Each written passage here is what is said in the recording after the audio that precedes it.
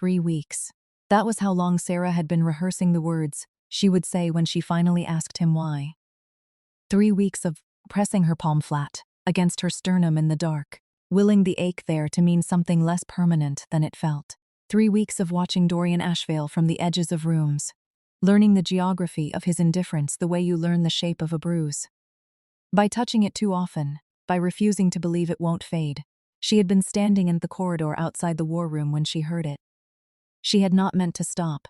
She had been carrying a stack of reports from the eastern border, the kind of clerical work the pack hierarchy assigned to Omegas, not because it required no intelligence, but because it required complete invisibility. The ability to move through spaces without disturbing them, to exist in the margins of decisions that would never include you. Sarah was very good at being invisible. She had spent 26 years practicing. The war room door was not fully closed. She could see the sliver of firelight through the gap, hear the low register of voices she recognized. Dorian, and his second, Marcus Vale. She heard her name first. It came out of Dorian's mouth so easily, the way you'd say a word you'd grown tired of, utilitarian, stripped of warmth. Sarah, 2 syllables, nothing more. The council won't accept the merger without evidence of stable investment in the Omega population. Marcus was saying. They want a gesture, something visible. If you brought one into proximity, elevated her publicly, it would read as commitment to the alliance terms. A pause. The fire shifted. Sarah pressed her back against the cold stone wall and did not breathe. Sarah would serve the purpose, Dorian said. His voice was the same voice she had catalogued over 3 weeks. Low, precise, beautiful, in the way of things that have never needed to ask permission to be beautiful. She's presentable. She doesn't cause problems. The council would accept her as a demonstration without demanding anything permanent. Another pause. She's a stepping stone, Marcus said not unkindly, as if he were describing a useful piece of infrastructure. If she stays useful, she stays elevated. If the alliance holds, you revisit. Yes, Dorian said, one word, flat and certain as a seal pressed into wax. Sarah became very aware of her own hands. They were still holding the reports. The paper edges were biting into her fingers. She looked down at them as if they belonged to someone else. These hands that had learned to be careful, that had learned to occupy precisely the space they were given, and no more. She set the stack down on the corridor floor. She squared the edges. She stood up. She walked to her quarters. Not quickly, because quick would have looked like something. She moved at the pace of a woman completing an errand, which was the pace she had been perfecting for years. She packed in the time it took the fire in her small hearth to burn down to coals. She did not leave a note. 3 weeks of rehearsed words, and she could not find a single one worth leaving behind. The night outside the Ashvale stronghold was cold in the specific way of late autumn. Not the dramatic cold that announces itself, but the kind that settles into your joints and reminds you that endurance is not the same as warmth. Sarah had taken her pack.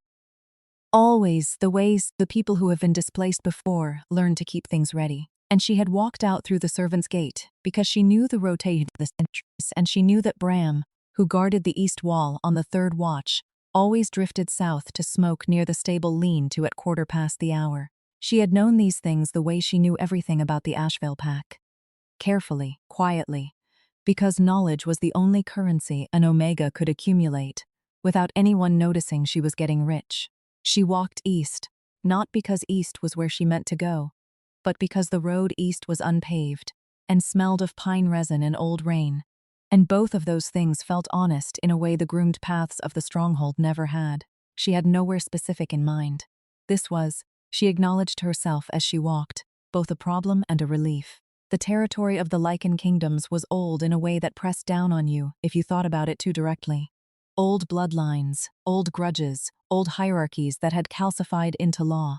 Omegas moved through it the way water moves through stone, not by force, but by finding the cracks. Sarah had been moving through cracks since she was 16, when the pack she had been born into had dissolved in the aftermath of a territorial war, and she had spent 8 months following rumors of safety until she had landed, by a combination of stubbornness and luck, in the margins of the Ashvale pack's outer holdings. Dorian Ashvale had not been king then. He had not even been alpha. She remembered seeing him for the first time across a crowded assembly room. He had been 22, broad-shouldered and contained, with eyes the color of deep amber that held their light from the inside, as if they had a source she couldn't identify. She remembered thinking, that one is going to be dangerous to someone, someday. She had not expected that someone to be her. She walked for 4 hours before her legs began to suggest she reconsider. The road had narrowed to a track, and the track had narrowed to a suggestion, and the suggestion had led her into a wood that was not hostile exactly, but was distinctly indifferent to her presence, which felt appropriate. She found the cabin because of the light. It was not much of a light. Barely a thread of amber visible through a gap in the trees. The kind of thing you might convince yourself you hadn't seen if you were the sort of person who still trusted your own judgment. Sarah had stopped trusting her own judgment somewhere around the moment she realized she had spent 3 weeks in love with a man who had categorized her as useful infrastructure. But she was cold, and the cabin light was real. She stopped at the tree line because stopping at the tree line was the reasonable thing to do. She could smell wood smoke and something underneath it. Pine, yes, but also something older. Something that her body recognized before her mind did. A scent that moved through her, like a chord played in a register she had never consciously heard before. She almost turned back. The instinct was so familiar it felt like gravity. Instead, she knocked. The door opened as if whoever was inside had already been standing at it. The man who filled the frame was not what she expected, though she would have struggled, afterward, to say precisely what she had expected. He was tall in the way of people for whom height is simply a fact, not a feature. The kind of tall that doesn't draw attention to itself. Dark-haired, with a jaw that looked like it had been set in its expression for a long time, and had stopped trying to be anything else. His eyes, when they found her face, were a gray so dark they read as black in the cabin light, and they held. She noticed this first, before anything else, a quality of complete stillness. He looked at her the way you look at something you have been waiting for and had begun to suspect would not come. "You're cold," he said. It was not a question. "I'm fine," Sarah said, which was not an answer. He stepped back from the door. Not an invitation, exactly. More an acknowledgement that the question of whether she came inside had already been decided by something neither of them had voted on. She stepped inside. The cabin was warm in the layered way of a place that has been heated for a long time, where the warmth has had time to settle into the wood of the walls and the stones of the floor. There was a fire. There was a table. There was a shelf of books with their spines turned various directions, the casual disorder of someone who reads for use rather than display. There was a window with no curtain. There was no other person. "I'm not going to hurt you," the man said, from somewhere behind her. Sarah turned. He was standing near the fire now, which meant he had moved past her, without her tracking it, which was a thing that should have alarmed her more than it did. "I didn't think you were," she said. This was not entirely true, but it was true enough. "You're from Ashvale territory," he said. He wasn't looking at her while he said it. He was looking at the fire with that quality of stillness she had noticed already. As if the fire were telling him something she couldn't hear. She went very careful. "What makes you say that?" "Your boots," he said. "The sole pattern. They make them in Dunwall, which is a village that sells exclusively to Ashvale traders." He finally looked at her. "I'm not going to ask why you're here." "Good," Sarah said. "Because I don't have a good answer." Something in his face shifted, not softening exactly, more like recognition. "There's a room at the back," he said. "The latch sticks, but if you lift the handle while you turn it, it opens. There's a blanket on the bed. You can have it." "And what," Sarah said carefully, "do you want in return?" He looked at her for a long moment. His gray eyes were unreadable in the way of very deep water. "Nothing." He's asleep. "We can work out the rest in the morning." She lay in the back room, with the blanket pulled up to her chin and the sticking latch door between her and him, and she stared at the ceiling and listened to the fire, and thought, "This is either the best decision I have made or the worst, and I cannot tell which, and I am so tired of being able to tell." She was asleep before she finished the thought. His name, she learned in the morning, was Kale. He offered this across a table where he had placed bread and a pot of something hot, that turned out to be a not coffee, but some herbed grain drink that was better than she expected. And he offered it the way he offered everything, without ceremony, as a simple transfer of information. "Sarah," she said. She waited to see if the name landed on him like a recognition. It didn't, or if it did, he didn't show it. "You're not running from danger," he said. He was eating with the focused attention of someone who has spent time in place where food was not guaranteed. "You're running from something worse." She looked at him. "How do you work that out?" Danger makes people look behind them, he said. You haven't looked behind you once since you got here. She wrapped both hands around her cup. The grain drink smelled faintly of cardamom. Outside, the wood was very quiet. The quiet of a morning that hadn't decided what it was going to be yet. I heard something I wasn't supposed to hear, she said finally. She chose the words carefully. The way you choose your footing on uncertain ground. Someone said something about me that was true, and it still felt like being told what you're worth, Kale said, flat. Not a question, and not quite sympathy either, something more honest than both. She looked at him. He was watching her steadily, both hands flat on the table, and his expression was the same careful stillness it had been since she'd knocked on his door. And she realized she couldn't tell if he was a simple man or a very complicated one, wearing simplicity like a coat. Yes, she said, like being told what I'm worth. He nodded once. You can stay, he said, not forever, but until you know where you're going. She stopped. She had been about to say that's very kind, and she wasn't sure it was kindness exactly. It didn't feel like kindness. It felt like something older and less comfortable. Thank you, she said instead. He nodded again and went back to his bread, and Sarah sat across from him in the morning quiet and felt, for the first time in 3 weeks, that she was taking up exactly the right amount of space. She stayed 3 days before she understood that something was wrong with Kale. Not wrong in a threatening way, wrong in the way of something misaligned. A wheel slightly off its axis, still turning, still functional, but with a sound beneath the function that suggested it was costing him more than it should. He moved through the cabin with a deliberateness that she came to understand was not natural stillness, but maintained stillness. The kind that requires constant management. He slept less than she did and woke before her, and was always already at the table when she came out in the mornings, as if he needed to be prepared for her in advance. He chopped wood every afternoon for 2 hours, not because they needed the wood. The pile outside the door was already substantial. He chopped it because he needed to. He read in the evenings, always the same chair, always positioned, so that he could see both the door and the window, without moving his head. He held the books the way people hold things they are trying not to grip. On the third morning, she came out to find him standing at the window with his back to her, and the line of his shoulders was carrying something so heavy. She felt the weight of it from across the room, like a weather front, like pressure dropping. What's outside, she asked. Nothing, he said. Trees.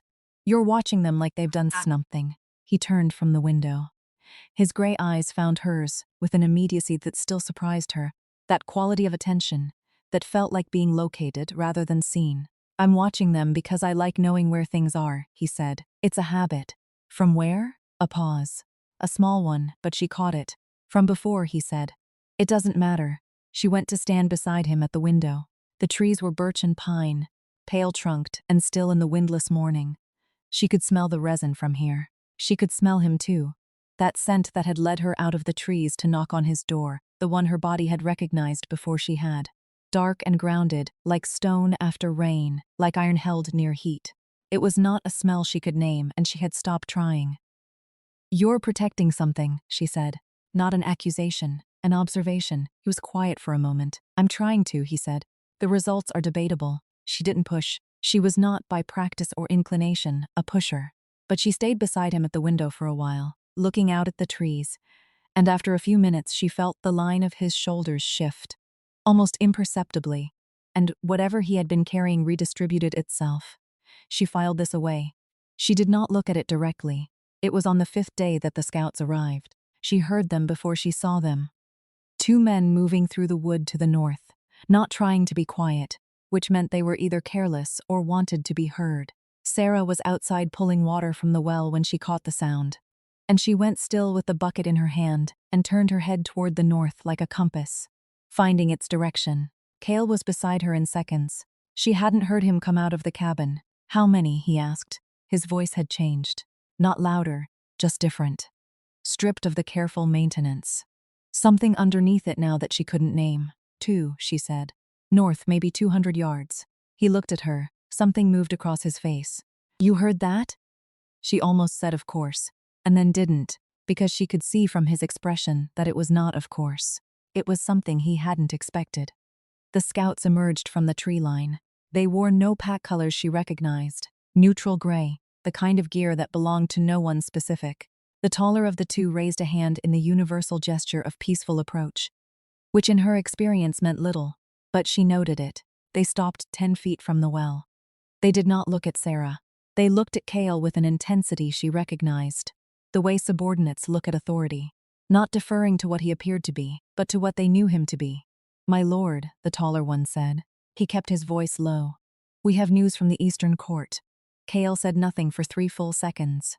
Sarah could feel him making a decision beside her, could feel it the way you feel a change in air pressure. "Not now," he said. "Report to Fenwick. I'll come when I come." "My lord, the council." "Not now," Kale said again, and the two words had a weight to them that made the scout take a small, involuntary step back. It was not a sound any ordinary man's voice should be able to carry. It was a sound that had practice behind it, the practice of someone who had spent a long time expecting to be obeyed.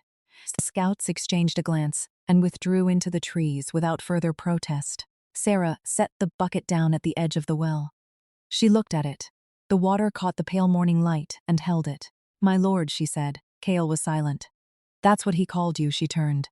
He was standing with his arms at his sides, looking at her with his dark gray eyes, and the expression she had been trying to read all week.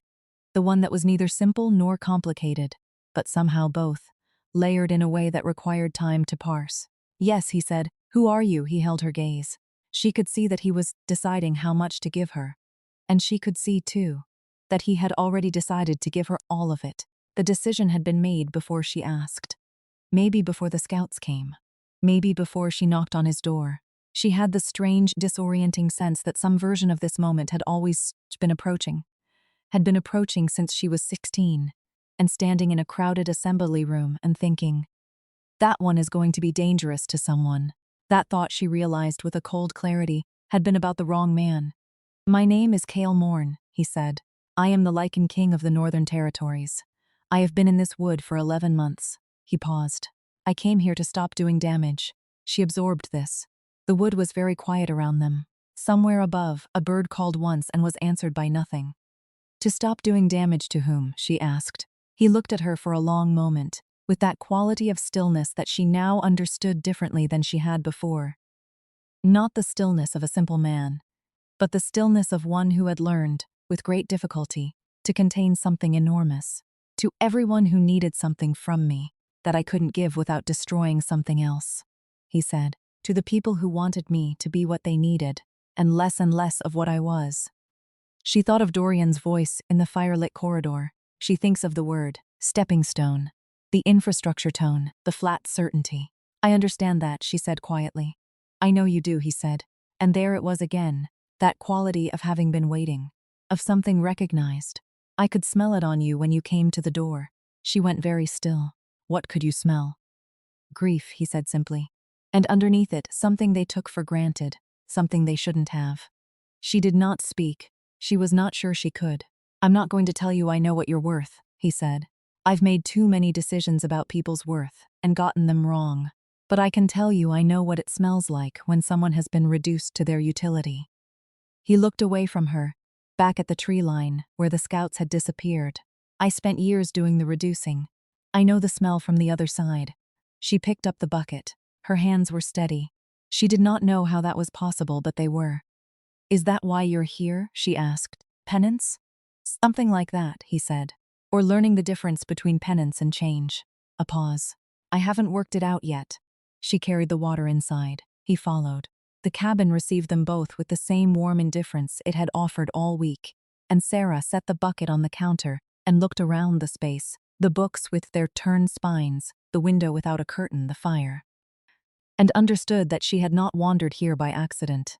Or rather, that accident and intention were not always as separate as she had been taught. She stayed, not because she had nowhere else to go, though that was true.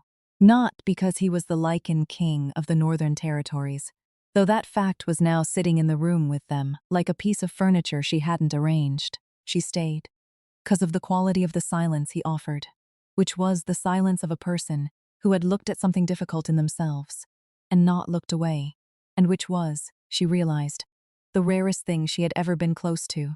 The days took on a shape. They did not talk constantly. In fact, they talked less than she would have expected. given that there were only two of them and no shortage of hours. But the silence was not absence. It was texture, substance. It had the density of something shared. He taught her to identify the prints of the animals that came to the edge of the wood at dusk. The three-toed signature of the gray heron at the stream bank, the broom marks of a fox's tail in the soft ground after rain. She did not say that she had spent 10 years doing exactly this kind of careful, marginal observation in a different context. She did not need to. He seemed to understand that she was someone who had been paying attention to things for a long time. She read his books in the evenings. He watched her read without making it feel like watching. Sometimes he asked her what she thought of something she'd been reading, and she told him, and he listened with the focused quality of someone who genuinely did not know what she would say next and wanted to find out. It was an experience so unfamiliar she had to resist the impulse to be suspicious of it. She learned, in increments, what had brought him to the wood. Not from confessions. He was not a confessional man. But from the things he said sideways, in the context of other conversations, the way the most important information often travels. There had been a war in the Eastern Territories. He had ended it. The way he said ended it made her understand it had not ended cleanly. There had been a council that expected him to administer the peace in a way that required him to be less than honest. He had complied for longer than he should have, and then he had stopped complying in a way that made everyone afraid, including himself. "You scared yourself," she said one evening. The fire was low. Outside, the first real frost of the season had arrived, and the window was beginning to ice at its edges. He looked at the fire. "I did something, and I wasn't sure whether I did it because it was right or because I was angry," he said. "And I couldn't tell the difference. And if I can't tell the difference, then I'm not safe to be what they need me to be." She considered this. "You could be trying too hard," she said, "to be safe." He looked at her then. "There is a version of removing yourself from damage," she said carefully, choosing her words the way she always chose things. "With attention, with a sense of weight and balance. That is itself a kind of damage. Because the people who needed the right thing from you still need it. They need it from someone, and you being absent doesn't mean they get it from someone better." The fire shifted. She could feel his attention on her with the same pressure she had felt from the beginning. Total, specific. The kind of attention that did not treat you as a category. "You sound like you've given this speech before," he said. "I've never given it before," she said. "I've been living on the receiving end of its opposite for so long that I've apparently worked out what the other side sounds like." A long silence. Not uncomfortable. The kind of silence that happens when something true has been said and needs a moment to settle. "The people who needed you," she continued, because she had started and the words were coming in the order they needed to come. "The ones you left. They didn't lose a title. They lost whatever you actually are." She looked at the fire too. "That's not the same thing." "What am I?" he said. It was not a rhetorical question. He asked it the way a source asks something they genuinely do not know and have stopped pretending to. She thought about it seriously, because he was asking seriously. Because he deserved that. "You're honest in a way that costs you something," she said. "You're aware of the damage you've done, and you're not using the awareness as an excuse. You listen without deciding in advance." She paused. "You gave shelter to a stranger at midnight and asked nothing." He was quiet. "Those aren't small things," she said. "Whoever you were before, whatever you did, those are what you are now." He turned to look at her. The firelight caught his gray eyes, and they were less unreadable than usual, which did not make them easier to look at. "Why are you telling me this?" he asked, not suspicious, genuinely wanting to know. She thought of Dorian's voice, stepping stone, the flat utility of it, the ease. She thought about 3 weeks of rehearsing words, and then having nothing left to say. She thought about the pack she'd been born into, gone. The 8 months of moving through cracks, the 10 years of careful, marginal occupancy. "Because someone should have told you," she said. "And because I think I have spent a very long time believing that being useful was the most I could be, and I think telling you, this is the first time I've said something because it was true, not because it was useful." She looked at him steadily, and it feels important to notice that. Something happened in his face. It was not a small thing. It moved through him, like the first warmth after cold, like something unlocking, and she felt the scent of him change. That iron and stone after rain, deepening into something warmer, something she did not have a word for, but that her body understood at a level below language. He said her name. just her name. 2 syllables, the same 2 she had heard Dorian Ashvale say across a firelit gap 3 weeks ago.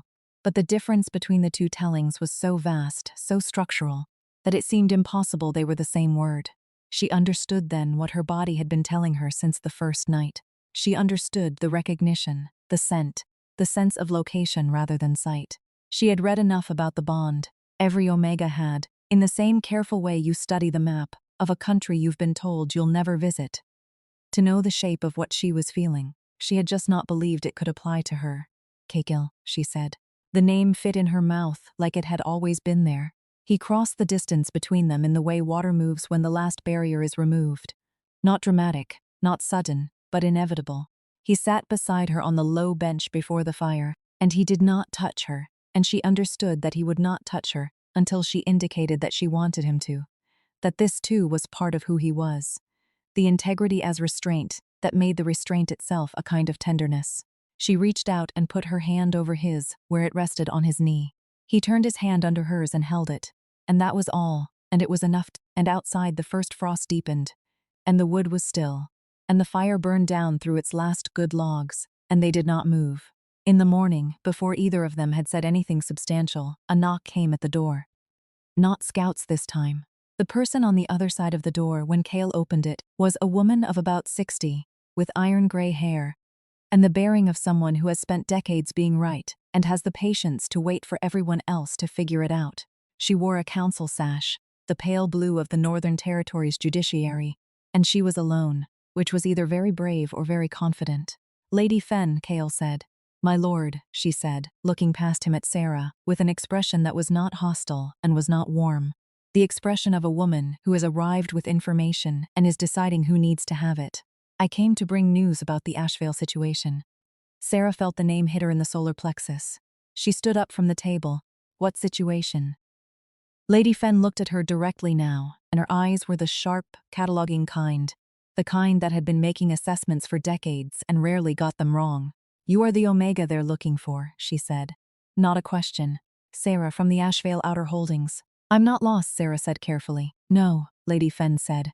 But Dorian Ashvale is claiming you were taken. He has filed a territorial grievance with the council, asserting that you were removed by force from his protection.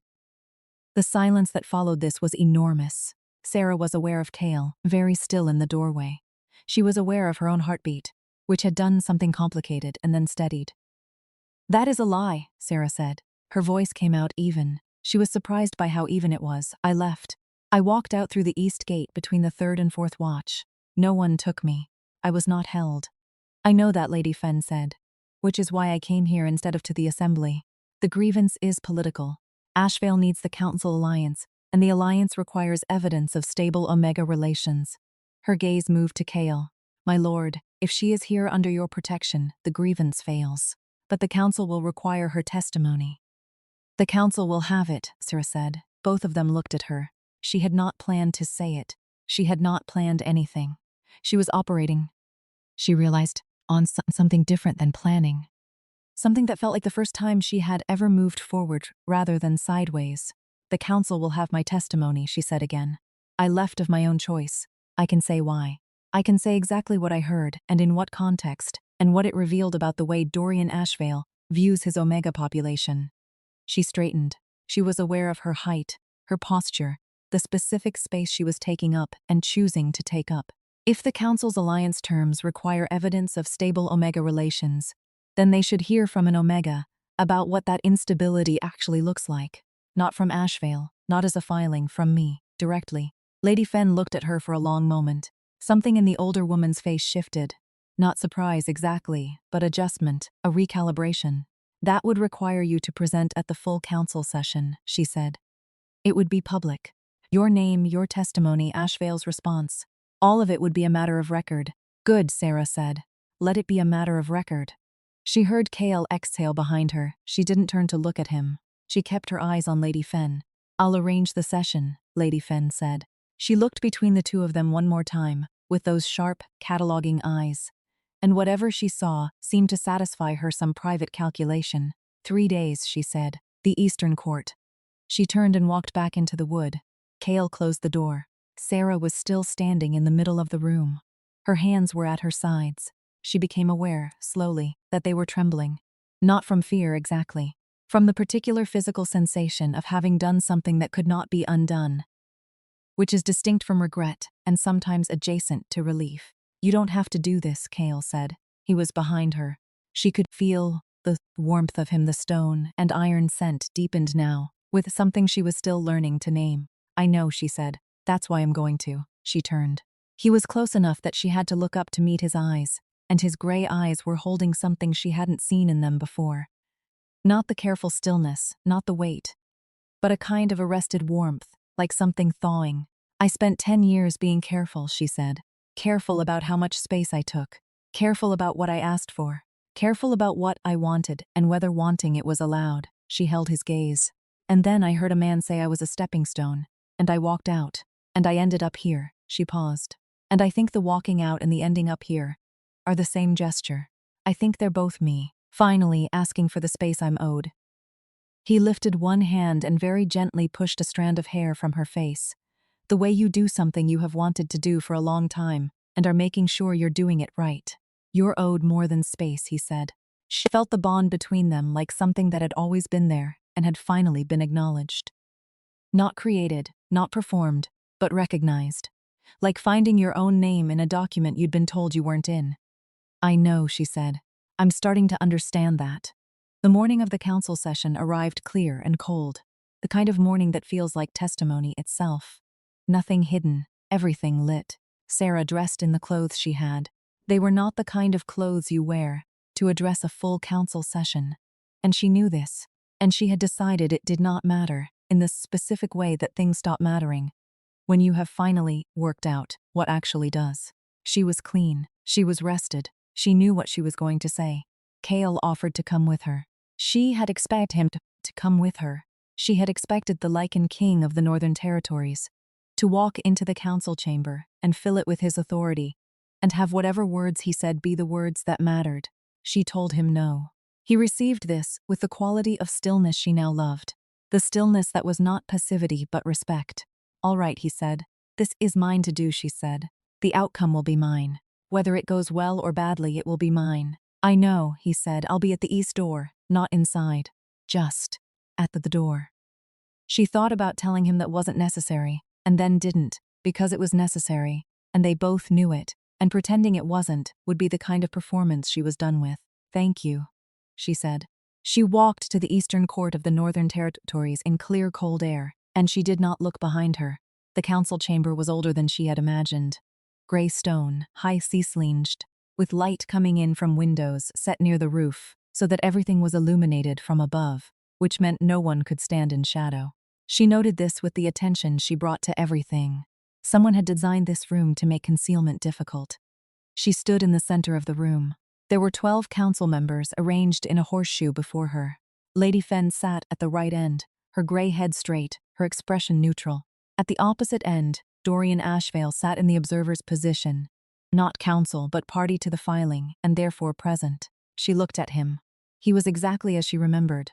Beautiful in his indifferent way, amber-eyed, contained. He was looking at her with an expression she couldn't immediately read and then could. Surprise. He had not expected her to come here voluntarily. He had expected a fugitive brought in by force, a problem to be managed. He had not updated the category. She had prepared for this. She let it do nothing to her. The council lead, a man named Voss, with a voice like old parchment and a gaze that missed nothing, opened the session and invited her to speak. She spoke. She told them what she had heard in the corridor. She told them the exact words: stepping stone, presentable, doesn't cause problems. She told them the context, the alliance terms, the need for a visible gesture, the calculation of her utility. She told them how she had set the reports down on the floor, squaring the edges, and walked to her room, and packed and left through the east gate during a gap in the watch rotation. She told them why she knew the gap in the watch rotation, which was because an omega navigates any space by knowing exactly how much she can move through it without disturbing it, which is a survival skill, which is the kind of skill the Ashvale pack had been depending on for years without acknowledging that it existed. She told them that she was not a stepping stone. She told them that she was the daughter of a pack that had dissolved in a territorial war when she was 16. that she had spent 8 months finding safety by her own navigation, that she had spent 10 years occupying the margins of a pack that treated her as infrastructure and had been valuable to that pack in ways that had never appeared in any record, any account, any acknowledgement. She told them that if the Council's alliance terms required evidence of stable Omega relations, then the Council should understand what those relations actually were. Not stability, but management. Not care, but containment. And that an alliance built on the performed stability of a population that was being quietly reduced to utility was not the foundation they believed it to be. She stopped. The room was very still. She looked at Dorian. He was looking at her with an expression she had never seen on his face before. Not shame quite, not recognition, something between them. The look of a person who has been told a truth about themselves that they had been carefully not thinking and now cannot not think it. She looked away from him. She had not come here for his recognition. Voss asked 3 questions, all precise, all concerned with verifying specific facts. She answered them the same way, precisely. Fen asked 1 question about her current status and location, and she said she was under the protection of the Lycan King Kael Morn of the Northern Territories, who had offered sanctuary without conditions. She said this plainly and without emphasis, and watched the information move through the council chamber like a current. The council deliberated for 40 minutes. She stood outside in the corridor and looked at the stone floor and thought about nothing in particular, which was itself unusual. She had spent years with a mind that would not stop calculating the angles of every situation, finding the cracks, planning the next marginal movement. The planning stillness felt like evidence. The door opened. Lady Fen came into the corridor and looked at her with those sharp, recalibrating eyes. Ashvale's filing is dismissed, she said. The territorial grievance is rejected on the grounds that your departure was voluntary and unambiguous. The record will note that the claim was filed in bad faith for political advantage. She paused. The Council is also opening a review of Omega relations practices in the Ashvale territories. Based on your testimony, there appears to be a systemic pattern that warrants attention. Another pause. That process will take time, but it will happen. Sarah stood in the corridor and let this information settle into her. Not triumph. She had not expected triumph, and would not have trusted the feeling if she'd found it. Something quieter, something with weight. The specific gravity of a thing that has been done and cannot be undone. Thank you, she said. Thank yourself, Lady Fen said, not unkindly. You came here and told the truth. That's not a small thing. She turned to go, and then turned back. The king is at the east door, she said. He's been standing there since before the session opened. He held that position through all 40 minutes of deliberation. I thought you should know. She walked back into the chamber. Sarah walked to the east door. Kael was there. He was leaning against the wall beside the door. Not quite standing at attention. Not quite relaxed. The posture of someone who has trained himself out of pacing and had not found anything comfortable to replace it with. He looked up when she came through the door and his gray eyes found her immediately. The way they always did. With that quality of location rather than sight. She stopped in front of him. Well, he said. Filing dismissed, she said. Ashvale's claim rejected. Council review of Omega practices opened. She looked at him steadily. The record will say I left voluntarily. It will say why. Something moved through his face, not surprise. Certainty. The kind that arrives not as discovery but as confirmation of something long suspected. Yes, he said. As if she had answered a question he'd been holding for a long time. She stood in the east door of the northern court and looked at him. This man who had been waiting for her at a door she had not known she was going to knock on. Who had offered shelter without conditions and listened without deciding in advance. Who had sat 11 months in a wood, learning the difference between penance and change. And had not yet finished learning. Who held the border of her space with a care she had never been offered. And which she was, slowly, learning to accept as her due rather than her fortune. She thought about stepping stones. The word had a different sound to it now. She had been called that by a man who did not know what she was, who had mapped her by her utility and found her small, found her manageable, found her convenient. The word had felt like a verdict. She understood now that it had been an error. The error was his, not about her. His inability to see the full length of what she was standing in. And what she was capable of crossing. I'm not going back, she said. Not to the Ashvale holdings, not to the margins. not to the careful sideways life of someone who has learned to exist without taking up space. Not to any of it. No, he said, you're not. He held out his hand. She looked at it. She looked up at him. She thought about the 10 years behind her and did not mourn them, because they had made her someone who could stand in a council chamber and tell the truth without flinching. Someone who could navigate by instinct and map a room by its cracks, and know the gap in a watch rotation, and hear 200 yards through trees, and know a stepping stone from a foundation. She thought about the things she had said to him by the fire, about the difference between useful and true. And she thought about how saying it had felt. The specific, unfamiliar freedom of it. She put her hand in his. The spring came early to the northern wood. The birch trees opened their new leaves in the light that filtered down to the cabin in the long pale mornings, and the stream ran quick with snowmelt, and the herons returned to their stations at the bank, as if they had only been temporarily reassigned. Sarah learned the spring's vocabulary the way she had learned everything in that wood. With attention, without urgency. She learned which mosses came first, and what the arrival of the first true green at the path's edge meant about the temperature underground. She learned that Cale, who had maintained his careful stillness through the long cold months, became slightly less careful in spring, moved more freely, laughed more readily, stood at the window in the morning with an openness in his posture that she had not seen him allow himself before.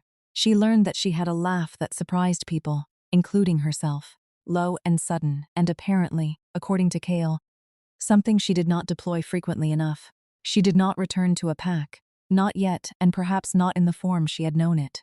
The question of what came next, for him, for her, for the two of them together, for the council review and the systemic patterns it would begin to unpick, was a question that was open and alive, and that she was learning to sit with, rather than rushing to resolve. The mate bond was not a cage. She understood this differently now than she had in the abstract knowledge of it, knew it as lived experience rather than described phenomenon. It was not containment. It was the opposite. It was the first time she had been fully seen, which meant the first time there was enough of her visible to be held. You could not truly hold something that had learned to make itself small. She had spent 10 years making herself small enough to be manageable, and smallness was its own kind of safety. And safety was not the same as living. She was learning the difference. On a morning in early spring when the wood smelled of thaw and pine resin, and that particular blue quality of early light that makes everything seem like a decision, she sat at the table across from Cale with her hands wrapped around a cup of the grain drink that had grown, over the months, to taste like mornings themselves, and she looked at him with the specific clarity that had become familiar. The clarity of being exactly where she had chosen to be, having chosen it in full knowledge of the alternatives. He was reading. He had a habit of holding books slightly tilted toward the light, which she had told him was going to hurt his eyes eventually, and which he had acknowledged without adjusting, which was one of the things she had learned to accept as part of the whole of him. He looked up and met her eyes with that quality of attention that had not diminished, had, if anything, deepened with time and proximity, become more specific, more sure. What? Nothing, she said. I was thinking about stepping stones. He waited, because he had learned to wait for the end of her thoughts rather than the beginning. I think a stepping stone is only a stepping stone if you keep moving, she said. If you stay on it. If it holds your weight and you let it hold your weight, and you decide it's worth standing on. She turned her cup in her hands. Then it's just ground. He looked at her for a moment. And is that what this is? She thought about it honestly, because he would know if she didn't, and because she owed it to them both. She thought about the corridor outside the war room, the cold night, the east gate, the unpaved road, the thread of amber light through the trees. She thought about knocking. She thought about being seen. This is ground, she said. This is where I stand. He reached across the table and put his hand over hers, the way she had put her hand over his by the fire, all those months ago. The gesture returned and completed. Outside, the birch leaves moved in the first warm wind of the season, catching the morning light and throwing it back at the sky, and the stream ran over its stones with a sound like continuance. Like all the things that keep moving, not because they have somewhere to be, but because moving is what they are. And Sarasa sat in the warmth of the cabin she had found by following a thread of light, with her hand held by a man who had been waiting without knowing what he was waiting for, and understood, finally, completely. without rehearsal, that she had not been a stepping stone. She had been the destination all along, and she had simply needed to stop moving long enough to find out.